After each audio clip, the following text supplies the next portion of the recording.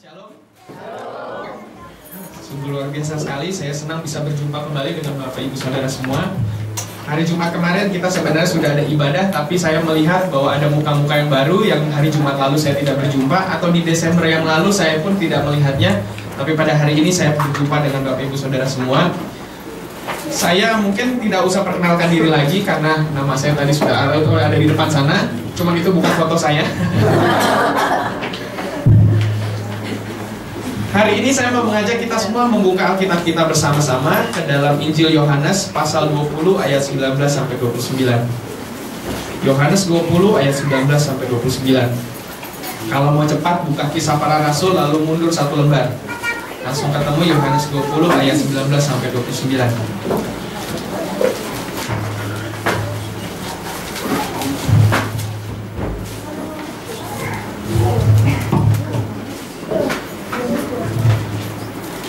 Yohanes 20 ayat 19 sampai 29. Bukan karena nama saya Yohanes lalu saya ambil di Injil Yohanes, hanya kebetulan saja. Dan saya mau paskan momen ini di mana Tuhan Yesus kita ini sudah bangkit dari kubur. Dan ayat-ayat yang akan kita baca ini pun juga bercerita tentang kejadian di mana kebangkitan Tuhan Yesus. Dan saya mau hubungkan dengan kebiasaan rutinitas kita beribadah di hari Minggu seperti ini. Jadi saya melihat, wah ini cocok sekali firman Tuhan kalau disampaikan bertepatan dengan hari Minggu dan juga hari kebangkitan Tuhan Yesus.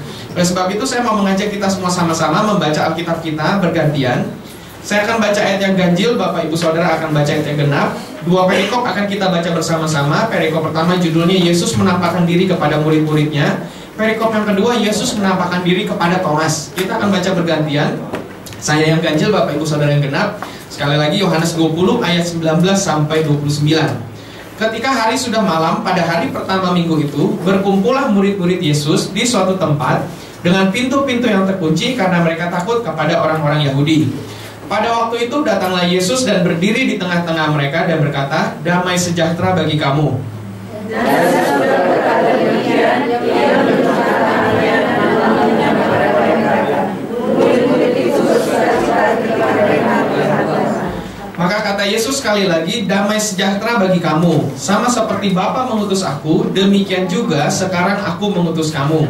Dan sesudah berkata demikian, ia menebus mereka dan berkata, "Terimalah Roh Kudus. Jikalau kamu mengampuni dosa orang, dosanya diampuni. Dan jikalau kamu menyatakan dosa orang tetap ada, dosanya tetap ada."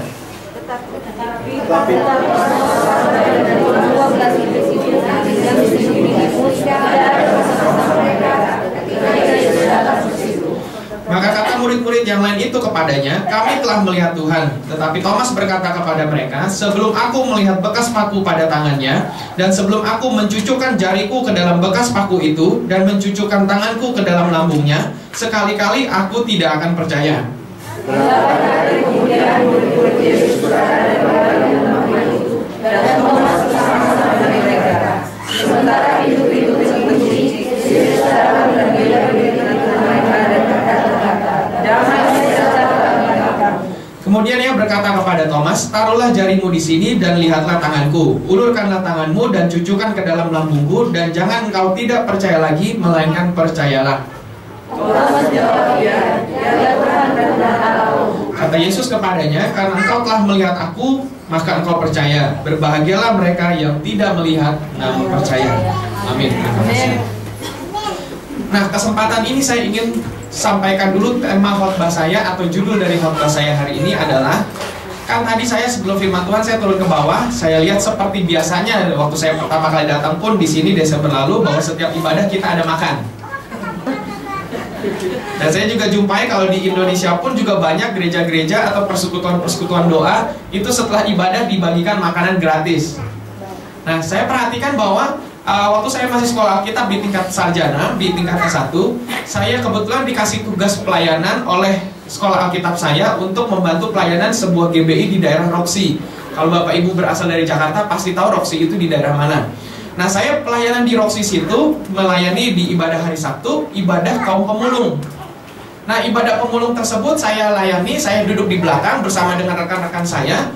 Ketika itu saya duduk di belakang, saya melihat tembok-tembok sepanjang menuju pintu keluar. Nah, di sepanjang tembok-tembok itu tersusun dengan rapi, dus-dus, 5 tingkat disusun diikat tali rafia, 5 tingkat diikat tali rafia, 5 tingkat diikat tali rafia.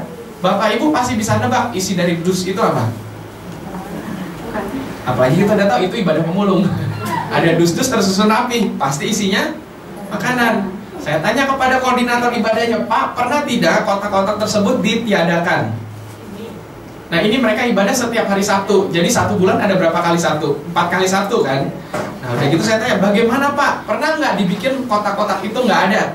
Orang itu bilang, koordinator ibadahnya bilang, kami pernah Pak, kotak-kotak itu ditiadakan selama 1 bulan. Jadi artinya 4 kali hari Sabtu, kotak-kotak itu nggak ada, hilang. Jadi ketika selesai ibadah, orang-orang pemulung itu yang biasanya dapat makanan, mereka kaget. Mereka saling bertanya, loh, mana kotaknya kita? Yang selama ini kita dapat. Nah, waktu itu saya hitung kira-kira jumlah mereka itu ada sekitar 70-80 pemulung yang berhasil mereka kumpulkan di daerah Roksi, sekitarnya sampai ke daerah Gambir. Mereka berhasil kumpulkan, diajak untuk beribadah. Selesai ibadah dikasih makan. Kali itu nggak ada makanan, saya tanya bagaimana dampaknya, kotak-kotak tersebut nggak ada. Lalu koordinator bilang sampai 1 bulan penuh, jumlah yang 70-80 orang, Bapak Ibu pasti bisa tebak, menurun. Sampai saya tanya, menurunnya sampai berapa Pak jumlahnya? Dia bilang sampai 20 orang. Nah, jadi kita bisa simpulkan secara sederhana bahwa sebagian besar dari pemulung tersebut datang ke gereja setiap hari Sabtu karena makanan. Saya berharap supaya kita datang hari Minggu ke sini bukan karena kangen makanan Indonesia, tapi karena kita kangen makanan rohani. Amin. Kita datang ke tempat ini bukan karena kita pengangguran, bukan karena kita kurang kerjaan. Daripada di rumah bengong-bengong ntar dicolek setan, mendingan ke gereja. Bukan seperti itu. Nah, hari ini saya ingin temakan khotbah saya adalah, ada orang Jawa di sini? Apa, Ibu dan Bapak? Saya pernah dengar orang Jawa itu suka ngomong mangan orang mangan. Saya mau temakan khotbah saya, makan gak makan asal kumpul. Artinya begini, ternyata dari kisah kebangkitan Tuhan Yesus, murid-murid di ayat 19, tolong perhatikan sekali lagi di ayat 19, dicatat dengan jelas oleh Yohanes. Di sana dikatakan begini, ketika hari sudah malam pada hari pertama minggu itu, berkumpullah murid-murid Yesus di suatu tempat dengan pintu-pintu yang terkunci karena mereka takut kepada orang-orang Yahudi. Kita semua tahu bahwa Tuhan kita itu mati karena keinginan orang Yahudi. Orang-orang Yahudi pada saat itu menganggap Tuhan Yesus itu adalah pemimpin dari kelompok 12 orang dari Galilea. Ada orang lagi berkata, Tuhan Yesus itu pemimpin aliran sesat. Ada lagi yang bilang, apa itu dia orang gila, ngaku-ngaku anak Allah.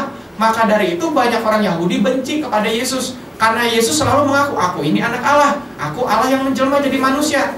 Nah, orang Yahudi gak ada yang suka. Mereka bilang, itu penghinaan kepada Allah. Karena ada manusia mengaku Allah. Orang Yahudi tidak suka, maka dari itu mereka berniat untuk membunuh Yesus. Dan kesampaianlah mereka untuk membunuh Yesus pada hari Paskah. Nah, itu terjadi hari Jumat. Di ayat 19 dikatakan hari pertama minggu itu. Jadi hari pertama minggu tersebut menurut tradisi orang Yahudi, hari pertama itu adalah hari Minggu, berbeda dengan hari pertama kita.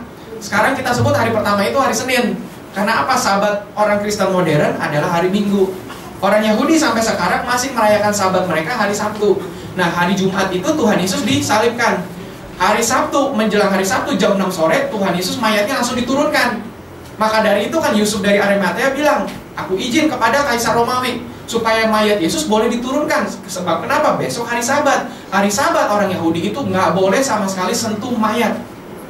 Maka dari itu Tuhan Yesus diturunkan supaya dikuburkan. Hari Sabat mereka bisa ibadah seperti biasa. Hari Minggu, hari pertama minggu itu terjadi suatu hal yang menggemparkan tanah Israel.